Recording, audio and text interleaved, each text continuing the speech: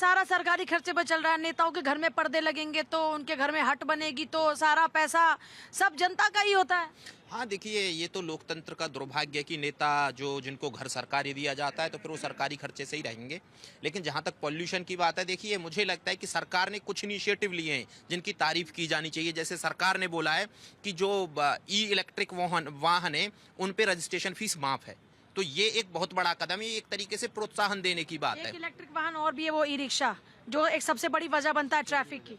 बिल्कुल, देखिए वो निश्चित तौर पे उसको थोड़ा रेगुलेट किया जाने की ज़रूरत है, ई रिक्शा को रेगुलेट किया जाना चाहिए। लेकिन सरकार ने ये इनिशिएटिव लिया है कि अगर जो आप ई वाहन खरीदते हैं या इलेक्ट्रिक कार खरीदते हैं तो आप उस पर रजिस्ट्रेशन फीस माफ है, तो ये बहुत बड़ा कदम है। लेकिन अगर जो आप ये सोचें कि एक साथ ही पॉल्यूशन कम हो जाएगा, मुझे लगता है एक साथ पॉल्यूशन कम नहीं होगा, क्योंकि समस्या बहुत बड़ी है और समस्या के लिए मौसम भी जिम्मेदार होता है, फिर सरकार भी जिम्मेदार है, फिर ये जो इलीगल कंस्ट्रक्शन हो रहा है वो भी जिम्मेदार है, इलीगल कॉलोनी जिम्मेदार हैं। तो इसमें जिम्मेदार बहुत सारे लोग हैं और इसके साथ जागरूकता भी होनी चाहिए। लेकिन जिन जिन वजहों को बताया जा रहा है कि इस कारण से AQI आज इस हालत पे है, सुप्रीम कोर्ट ने उसी पर सवाल पूछा। जैसे कहा कि भाई जो वहाँ जो किसान पराली जला रहे हैं वो एक रीजन है, तो कोर्ट ने कहा कि भाई पराली तो कोरोना के टाइम में भी जली, तब क्यों सब आसमान साफ था।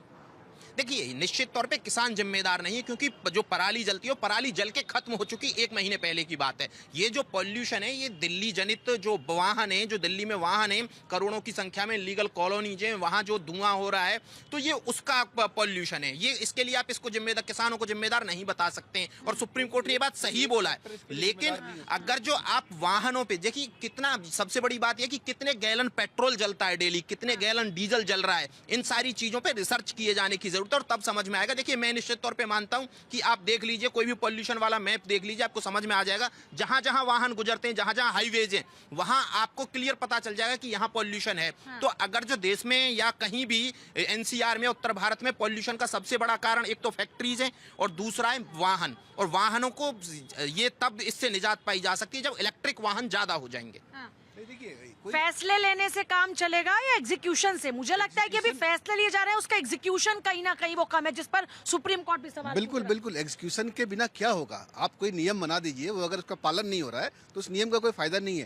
देखिए ये कहते हैं ना कि पॉल्यूशन किसी एक रीजन से नहीं है, उसमें इंडस्ट्री सबसे बड़ा रीजन है, सेकेंड रीजन में आता है जो रोड साइड जो डस्ट उड़ते हैं वो, तीसरा जगह कहीं आता है वेकुलर। तो वेकुलर और रोड साइड डस्ट कहीं ना कहीं एक दूसरे से लिंक्ड है। जो गाड़ियाँ सड़कों पर चलती है उसी से धूल उड़ती है, और साथ साथ में उनका जो पॉल्यूशन उनके धुएं से होता है वो, तो कहीं ना कहीं मिला जुला के ठंड में जब हमारा कोहरे का और हवा का जो ये मौसम के दबाव के हिसाब से यहाँ से चीज़ें बाहर नहीं जा पाती, तो आप देखिए ये सालों भर की समस्या इतनी बड़ी नहीं है, ये समस्या आपकी सर्दियों में आती है और ये धीरे धीरे ग्रेजुअली बढ़ती जा रही है। जैसे जैसे दिल्ली के अंदर जनसंख्या बढ़ती जा रही है, गाड़ियों की संख्या बढ़ती जा रही है, तो ये धीरे धीरे ग्रेजुअली चीज़ें बढ़ती जा रही हैं। अब इसको कंट्रोल करने के लिए नियम बनाए जा रहे हैं, उसको इम्प्लीमेंट कर भी उसी जोर शोर से करना पड़ेगा। तो सिर्फ गवर्नमेंट ऊपर नियम बना दे इससे काम नहीं चलेगा, निचले लेवल के सरकारी जो कर्मचारी हैं उनको भी सजग रहना पड़ेगा और साथ साथ में आम जनता को भी सजग रहना पड़ेगा। ये सिर्फ सरकार की एक साथ 100% जिम्मेदारी ऐसा नहीं है।